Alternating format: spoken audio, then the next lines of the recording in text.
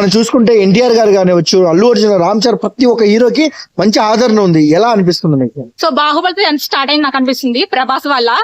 So తన వల్లే ఇప్పుడు అందరు హీరోస్ బాగా చేస్తున్నారు అనిపిస్తుంది నాకు. సో ఫస్ట్ బాహుబలి, దాని తర్వాత పుష్ప 2 అన్ని వస్తున్నాయి. సో ఫస్ట్ అయితే ప్రభాస్ గారికే చెప్పాలి అండ్ రాజమౌళి గారికి కూడా. అండ్ దాదాపు డిజిటల్ రైట్స్ మాత్రమే 450 కోట్లకు అమ్ముడుపోయాయి ఓన్లీ పుష్ప డిజిటల్. ఎలా అనిపిస్తుందండి మీకు?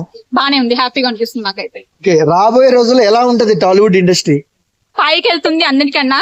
సో హిందీ వాళ్ళకన్నా అందరికన్నా మనది పైకి ఉంటుంది అనిపిస్తుంది నాకైతే నిజంగా. అంటే బాలీవుడ్ హీరోలకి తెలుగు హీరోలు ఏ హీరో నిద్ర లేకుండా చేస్తారు అనుకుంటున్నారు? ఏదో ఒక పేరు చెప్పండి. ప్రభాస్ గారు. ఓకే మేడం, ఇంకొక విషయానికి వస్తే ట్రైలర్ చూసినప్పుడు ఎక్కువగా మీకు ఏం నచ్చింది?